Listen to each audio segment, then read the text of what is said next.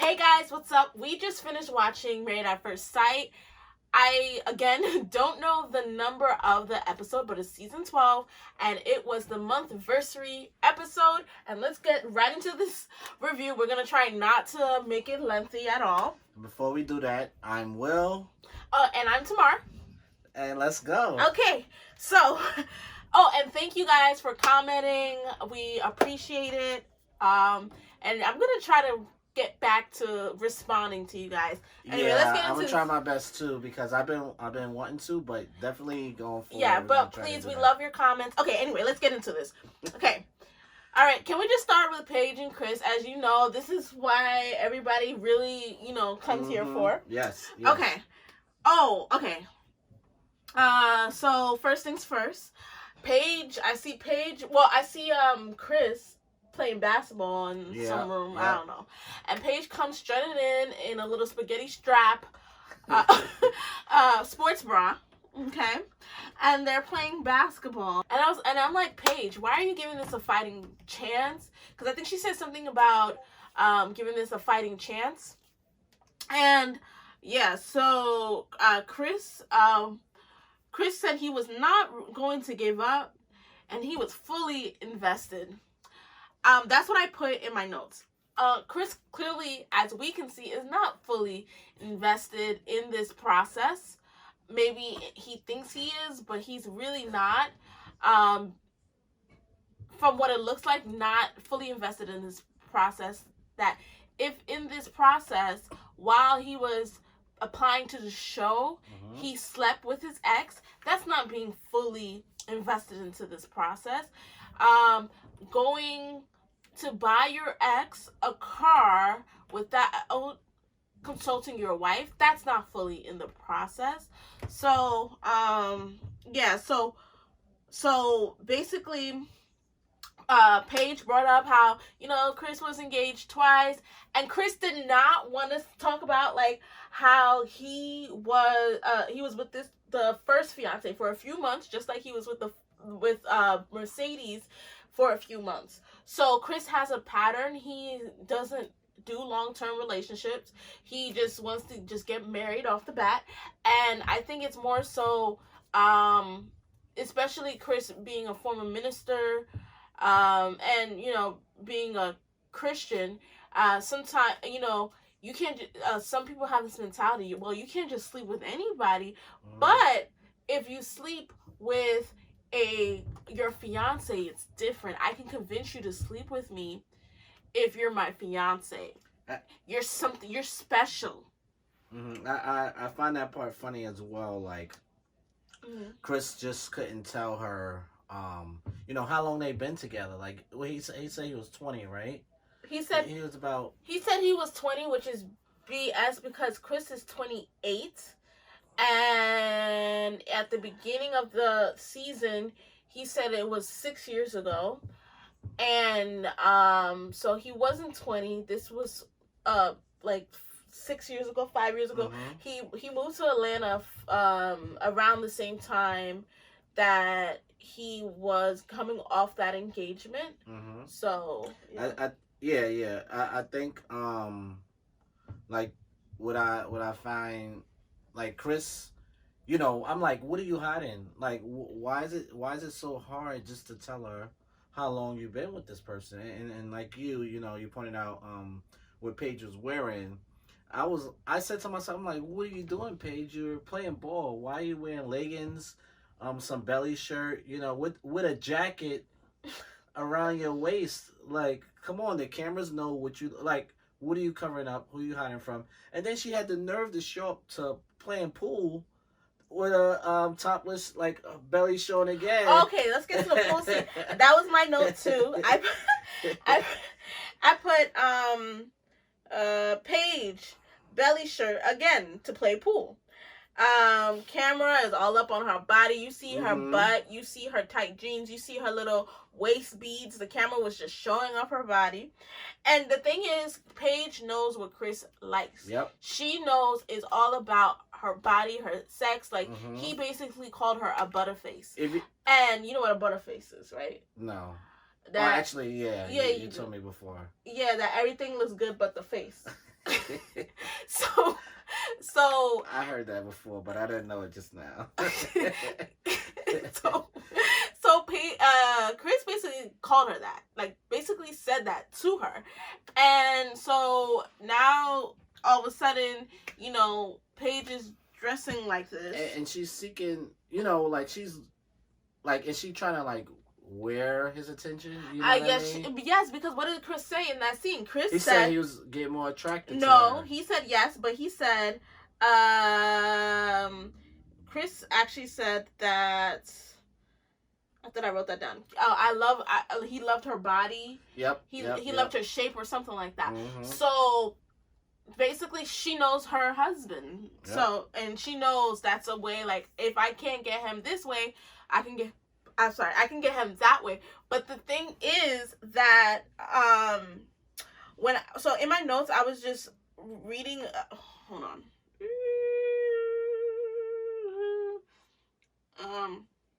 Oh, so Chris said that he wasn't being emotionally met. Like, he just didn't have emotions, and that he wasn't in, his needs weren't being met, and he said that he just Chris said that his needs weren't being met emotionally, and all this BS he started talking about, when in the very first scene, Chris said he's still giving this a fighting chance. Mm-hmm. But in the next scene, he flip-flopped and said that he doesn't have any emotion, he's not trying, he's not... So which Chris are we going to get? Yeah. Like for me, I was upset that scene. I was really upset. I felt like in that moment, Chris took advantage of Paige. Chris waited to like a weak moment. He waited to like a little door opened to go in and take advantage. And he made it. He reversed everything. And I felt Paige should she should have pushed back harder than what she did. First of all, besides him trying to reverse everything, Chris, you called her one time. It was several times within that moment, but let's not act like you've been calling her the whole time, the whole week. Stop it. He called her once while she was with her mother, meaning like that what he made it seem as though this is all I do. I kept calling you, but you don't answer your phone. You're not meeting my emotion. That's what I call an opportunist. Honestly, I had something else different. What I got out of there was that basically Chris only came back on the show to expose people. He came back after, like I said, was it last week or 2 weeks ago? He was upset. He was upset that his pastor went and talked to Paige. Mm-hmm. And oh, by the way, I will post it at the end. Well, I don't have it I should have airdropped it to me. But anyway, so Chris wanted to redeem himself. So his pastor met with Paige, and by the way, his mom wrote something on Facebook where she said that basically this show is making, how it's making her son and Mercedes look and all this. And we already know that his mom likes to defend him. Like when Paige tried to tell his mother about like the night of their wedding, and his mom was like, he was drunk, So basically, Chris was trying to redeem his image. He was trying to like defend himself because his pastors, in his eyes, talking crazy or telling his business. And now, so he kind of got with Paige to get like dirt of what the pastor said. Yep. And then now, so he never really was back with Paige because he wanted to give the marriage a try. he was back in it to basically expose people, to say, I'm not the only bad guy here.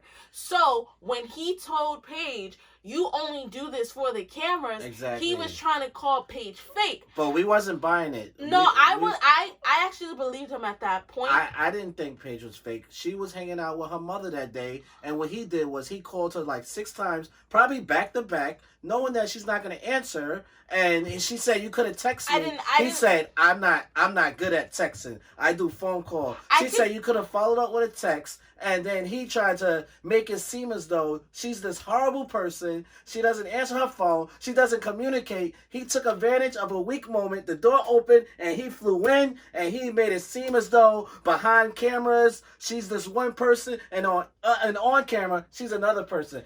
We're not fools, Chris. I mean, I didn't see it as that. I really feel like, there's no way Paige could really, I'm not going to say she could be that dumb, but there's no way Paige, after this man has insulted you on national television, to keep going back to him, to keep giving him a try. You never knew this man before this, so it's easy for you to walk out the door. You've only known this man for a month.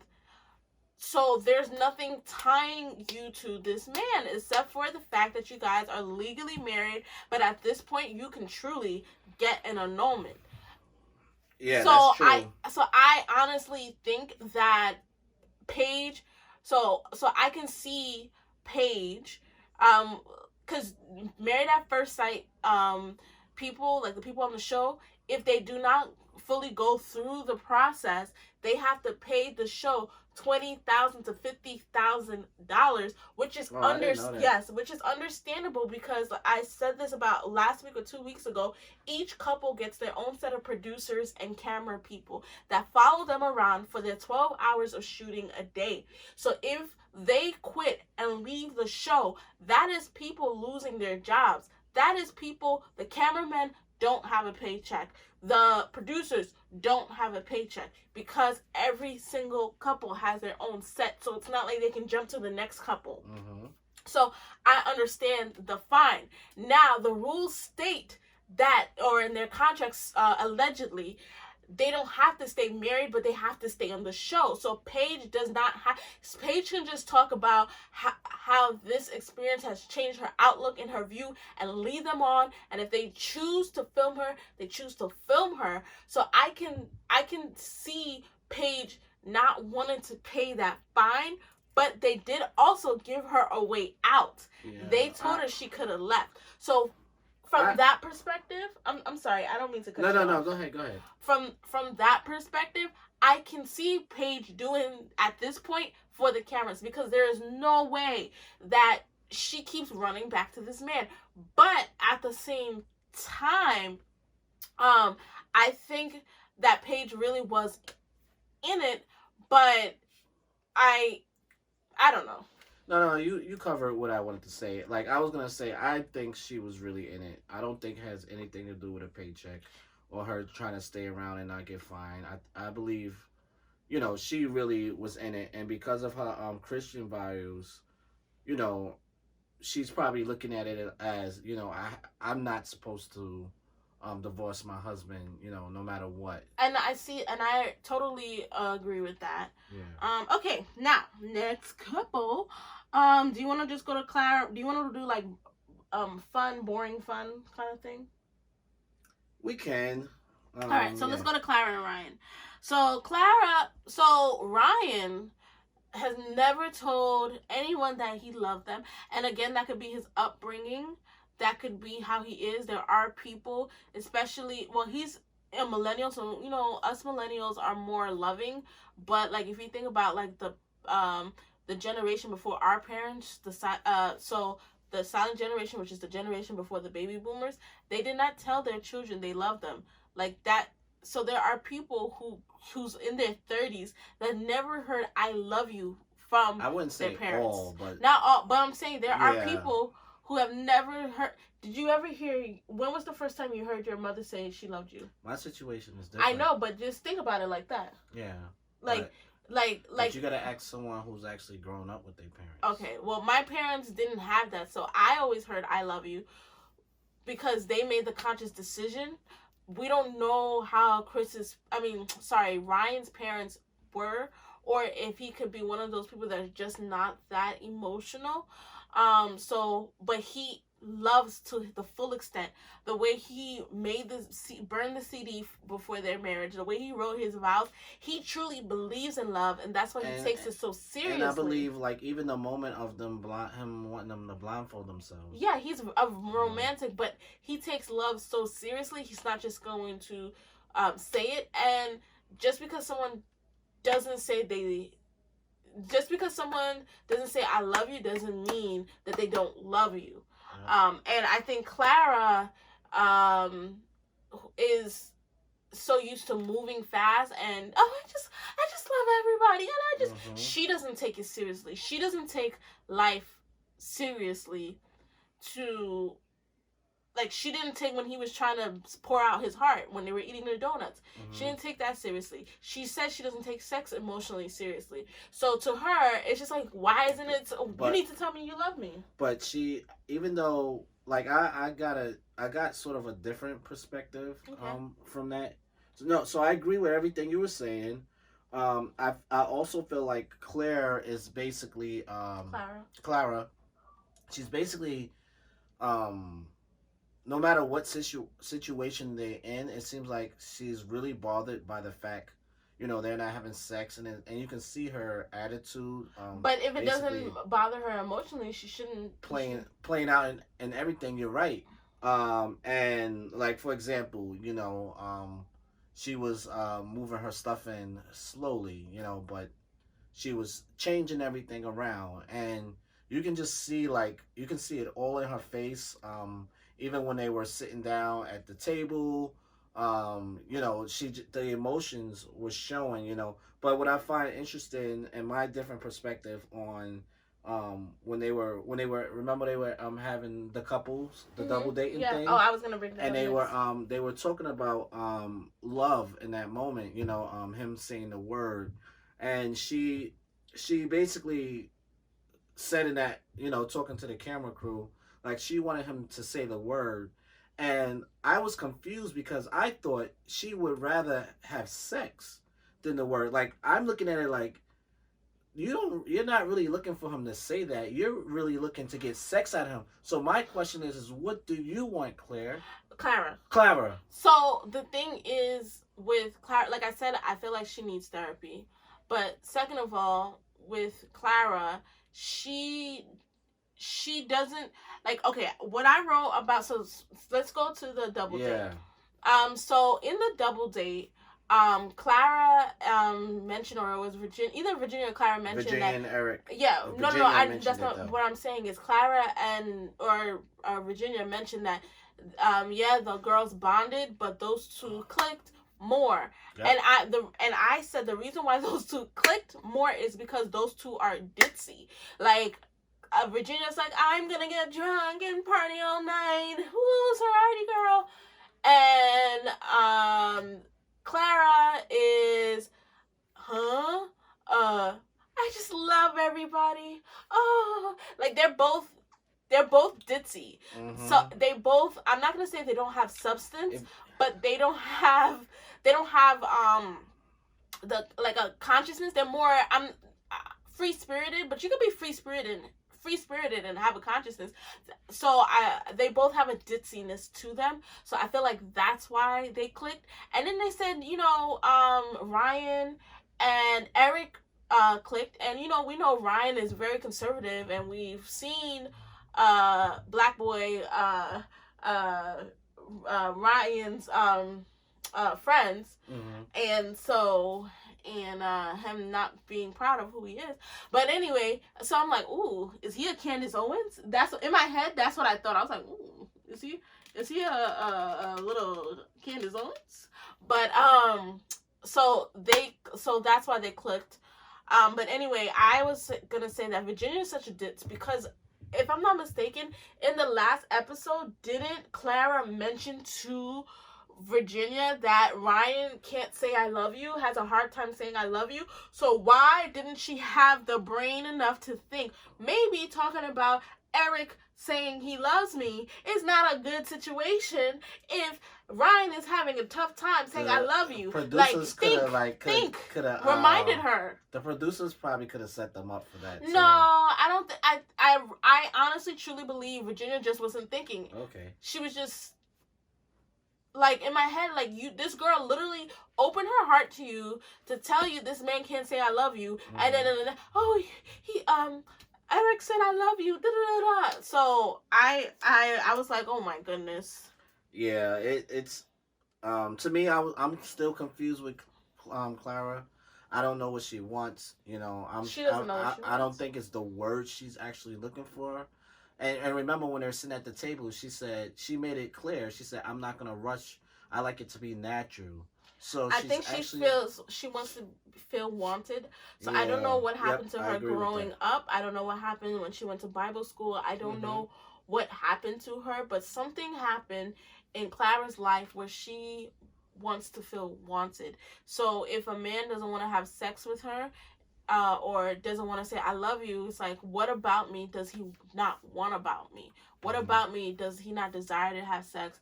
What about me does he not love about me? Is there something wrong with me? So I think it's more so coming from that place. It's even if she says she's not tied to sex emotionally, I think to her it's not about the emotion, but it's much more about the desire. So she needs therapy. So since we're talking about the double date, let's just talk about the girls outing with Brianna, Haley, you want to move to the and next Paige. double date? Yes. Well, it was a girls' outing. So I was like, why is Brianna hanging out with these two that are in train wreck marriages? Like, why? Why? Yeah, I agree. Well, no. But it's a few questions I had in my mind. Like, I question why was Haley there. And I figured she was there because I have a question. I have an answer for that. Like, those two are like, I was more fun, but not, I don't know. No, so Paige and Haley, we already know that they are good friends because remember when Jacob was complaining that she wanted to sleep over. Oh yeah, that's true. Pages. That's true. So I think that so the three of them hanging out with each other. All three of them are. They're very intelligent. I'm not gonna say that the smart ones and the other two are not. I'm not gonna say that. Yeah. But I think those three probably are a little bit more level-headed, and all three of them, minus Brianna, but she is an engineer, are overthinkers and over analyzers as well.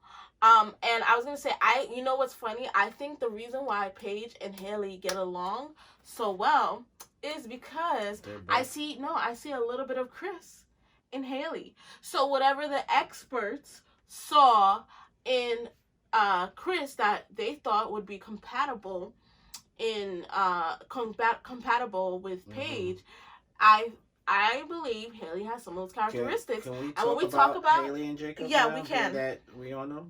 Yeah, we can. So you want me to say why I see? Wait, hold on.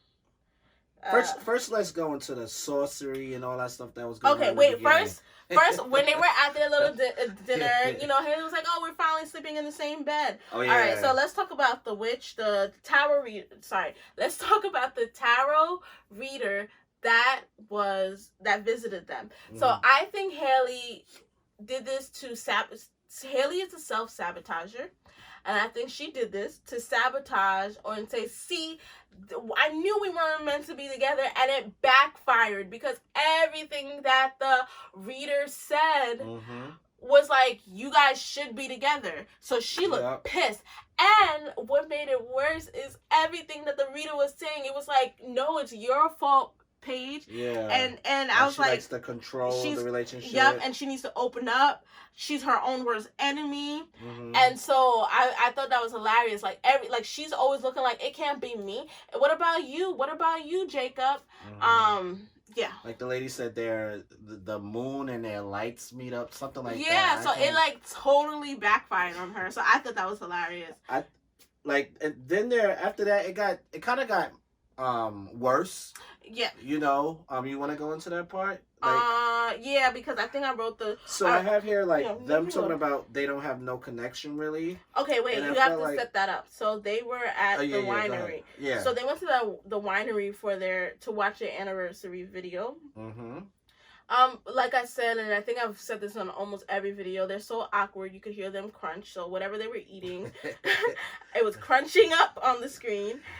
And so, yeah. So he doesn't want to press. So Jacob said he didn't want to press because that made him feel worse. And that's why I said, like, Jacob actually, I feel like Jacob had his heart in it. Just like Paige had her heart in the marriage with Chris. On an earlier episode, Jacob said, hey, Pastor Cal said this, so I'm trying to do what Pastor Cal said, because he was really in it for the process. Yep. When they were watching the video, or sorry, when they were looking through their album, I'm sorry, why can't I think of his name? Jacob. He noticed that she was pulling away. She was like he was thinking about the day. Like, wait, she was pulling away. Hold up. And the reason why I'm gonna compare Haley to Chris, obviously she's not on the scale of Chris, but there are some similarities. Haley did not have an initial attraction for Jacob, yet she still slept with him right away. Like, they slept together on their honeymoon. So I think they slept together on like day 2 or 3 or something like that. They slept together fairly early. And then after they slept together, if you go back to the older episodes of the season, Haley was like, well, no, Jacob said after they slept together, Haley started pushing herself away from Jacob. He said day 4 specifically. Yes. So they had to have slept together day 3 or 2. And remember, Haley lied to Jacob. Shocked, right? Yes, Haley. She's like, somebody did you find out all this? Yes. And Haley lied to Jacob. I'm still not going to get over that because she won't take accountability. And this is why I'm going to compare it to Chris. She won't take accountability of the fact that she ran away. Like, she lied to this man. She said, I'm going to be hanging out with the girls. And like a little high schooler, she went downstairs and hung out with all the couples. And when they saw him, they all ran. So what do you think about Jacob pouring out his feelings? Because at that moment, I was kind of happy he was doing that, but I also felt like my hardest of all hearts, I felt like he was dragging it a little bit because I felt like there's points where I feel like she does have good points. Like, I understand what he mean by in the beginning it was that connection, and she's like, and then he realizes, wait, we really had no connection the whole time, you know what I mean? And he went into saying, like, he started bringing up mostly everything that has happened, and he was pointing out little things, and it even went as far as him saying, like, there's times in the room you just look past me. I'm just, he mentioned them just sitting there, and at this point he said, up until for the next 30 days, they need to die a slow death, or lightning needs to hit them in order to end this. So before we even get into that, one thing that I did write down was that Jacob has low self-esteem. Yeah. And he self-deprecates. Because as he was looking at their photos, he was like, oh, I'm not photogenic. And now imagine not having, self-esteem, right? You have self-esteem issues. You've always been a loner. You were excited, like, I'm about to turn 40. I want to be married before I'm 40. You're so excited to get married. And now you're with this girl, right? And this girl sleeps with you. And then after she sleeps with you, she treats you like dirt. She then lies to you and laughs in front of your face. And if you already have low self-esteem, how are you going to feel about that? And so now he's getting in his head, and Haley has this wall up, and he was trying and trying and trying, and for someone who beats themselves down, now he's starting to look at himself, and you can see when he began to realize everything that she's done, his face changed. The entire mood changed, rightfully so. Yep. And one thing I did right was like, wow, what just happened? Because it went from smooth, and then boom, fireworks. And he said, "How come whenever?" And they both agreed. And he's how too come realistic. we always end up back in this place? Yeah, and I think the difference between like him and like let's say a Paige, which again, I'm saying that Haley has some of the characteristics of Chris, but in no shape or form am I calling her Chris, because Chris is on his own level.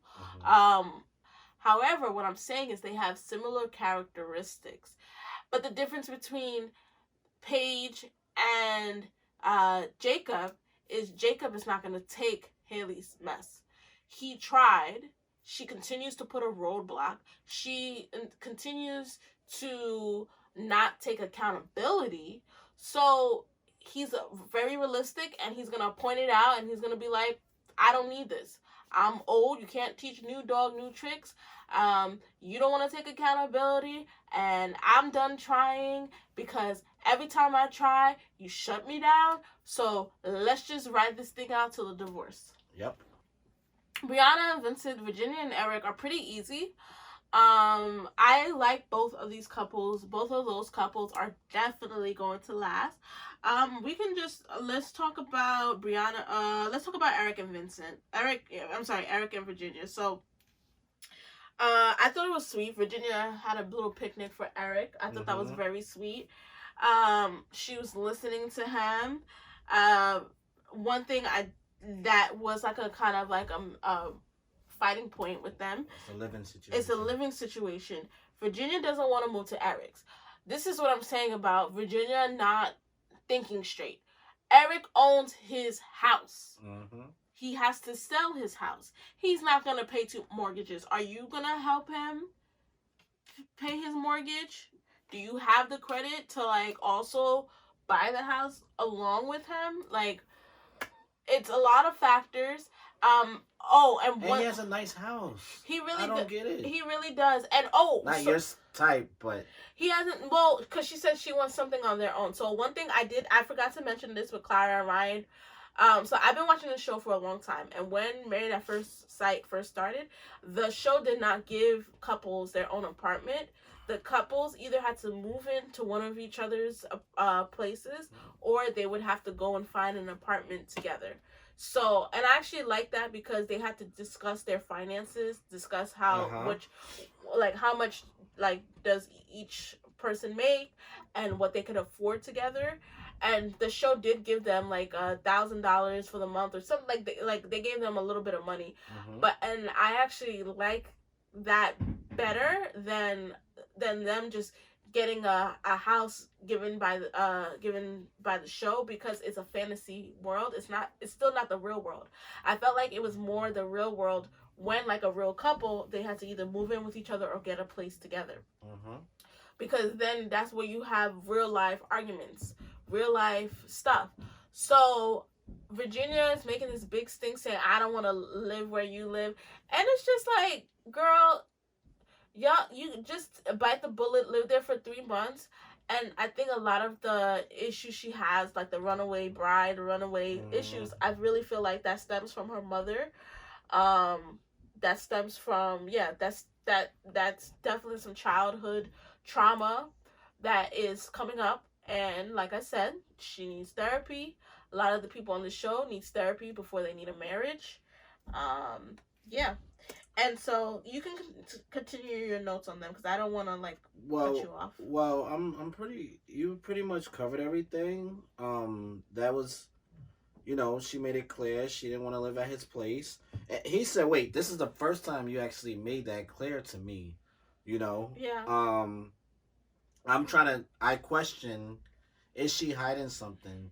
Because she didn't say, "Come live at my place." She said, "Let's get a place together that we can call our own." Yeah, why would she? No, but she wouldn't. He owns a house. Why would I know. Why would he, But like I said, it's issues from her mom. It's issues. It's issues. Her personality, I think she gets a lot from her mother, just from seeing the earlier episodes. Some of the stuff that she has explained. and taking note of that. I also like I said, she has abandonment issues. She likes to abandon. She likes to run away because that's the example that she had. And Jacob is scared that she's gonna run away because she has expressed this to him. Um, Also, Eric took Virginia flying. I thought that was really cool, and that was really nice. I wanted to, before you get on that, I wanted to talk about what if, what if she's not fully committed, and what if she's not ready to, share, what I mean, share their stuff, you know what I mean? Like, what if she wants her own personal space still? Those are the things I feel like she's not communicating. I don't think it's about her own personal space because she wants a place with him. She said that. I think that's just an excuse. To cover up. She's 26 years old and blaming being 26 for drinking. Like she's 21 or 19 or 20. Her mom basically, her and her father, her parents had a terrible marriage, and her mom moved away out of state. And her mom is a free spirit, you see how her dad and her dad's side of the family is more conservative, and her mom came up to their wedding with like purple hair and a nose piercing, and her stepmother was the one who came and was like the adult and went to try dresses with her. And so I think that she has abandonment issues, and she has a lot of stuff that stems from her parents. And her father even made an excuse for her, her wild, party life. So I don't think it's about her wanting space because she loves Eric. She likes him. I honestly believe it's literally trauma that was way before Eric. Yeah, I think I don't know. I think, tell us what you guys think. Let them decide. But yeah, let's move on. I think you wanted to mention the airplane thing. Yeah, I wanted to mention. I thought that was really nice how she went really flying. Nice. My stepfather's a pilot. Owns a plane, and he's been flying. And my mom is scared of heights, and she doesn't go flying with him. So the fact that she went flying with Eric is really, I thought that was really good. That was really telling. Like she's in it, but again, she has some internalized things that need to be worked out. But yeah, so I thought that was really nice. And then the gift that Eric gave. Yeah. She didn't get it. At first, she didn't get it. Yeah. Yeah. Okay. So Brianna and Vincent. It's gonna be quick. Real quick. So it's just he surprised her. Yeah, he surprised her with a boat ride. Yeah. They're just so in love with each other. The food, I did write, that food looked good. I do have one concern. Okay. Vincent, during the watching the ceremony take place again, and when they kept bringing up bossy, the word bossy, if you looked at his face sort of like looked concerned again. It looks like it brought up a moment. You know what I mean? And I felt like in that moment he had a moment, but only if you were paying attention to his facial expressions in that time. I didn't notice, you would have seen it. I think she also had a face too, or was she laughing? Well, I felt like she was trying to laugh it off, but I felt like he was sort of taking it. You know how he did with the dancing and stuff? But that's how he gave that look as if like. But it wasn't gonna be the end of the world, and again, like I know, but that's my concern. If things don't go his way, you know what I mean? Is he gonna go back into his corner? I don't know. You're like Vincent. You're but just not like for Vincent. Like something that happened weeks ago. I mean, it probably brought back memories, but we'll see. But besides that, I thought it was awesome. And I think it's so cute how he really looks at Cookie, her dog, like that's their child. Yeah. Like this. So this is like the third incident where like when they got into their argument, he said he couldn't make it past the parking garage because he thought he had to be there for Brianna and Cookie. Then when he brought Brianna the bike, he got a basket for Cookie. And then in this episode, he was like, he wants to. He wants to be there for her and Cookie. Like that's really their child. So I think that's so funny and cute. Though he's I feel like it was an episode ago or two where the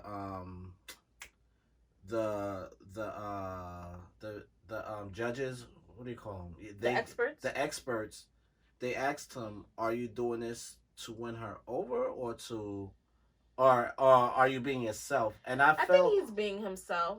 Okay, I only asked that because remember he did agree that he was doing extra stuff. Yeah. So I like when he said he wants to be there for her and their but any man, you do extra stuff for me. I know, but because I know that was an issue, I'm not sure if he's still doing that. You know what I mean? Because I believe what he said was, it was just like, you falling in love in a sinking place where he was like, yeah, for my kids, I love how he put the family first. He put her first. But even before they got married, that's why we were confused on who was gonna get Paige and who was gonna get Brianna, because both him and Chris were both saying they wanted a lot of kids, they wanted a legacy. Both him and Chris were both saying like the same thing. Yeah. But Vincent said it in a non-narcissistic way. But I think, Vincent, because of how he grew up, he wants to have that life. Yeah, I feel like Brianna, because of how she grew up, she wants to have that life too. So I feel like the both of them are going to try to make it work to get the life that they didn't have and deserve. And but I think he was completely himself, the way, and like in this episode especially, the way he was just talking to her, he's truly in love with Brianna. Yeah, and I think that like even the other stuff that we have seen, I think it's producing magic, because like I said, when you have a season with like a Paige and Chris, some of these couples that are really like in love, that are just like normal couples, they haven't really showed much of them. They're boring. Like, when we get to Clara and Ryan and Brianna and Vincent and even sometimes Virginia and Eric, even Haley and Jacob were a snooze before they stopped getting along with each other. You have to, I feel like, to make the other couple seem like watchable, they kind of have to create drama where there isn't any drama, and I don't think there's any like real drama. They could cut and slice stuff, but I don't think I think they're good. But anyway, thank you so much for watching us. Thanks, guys. Appreciate it. All right, until next time, bye. Bye.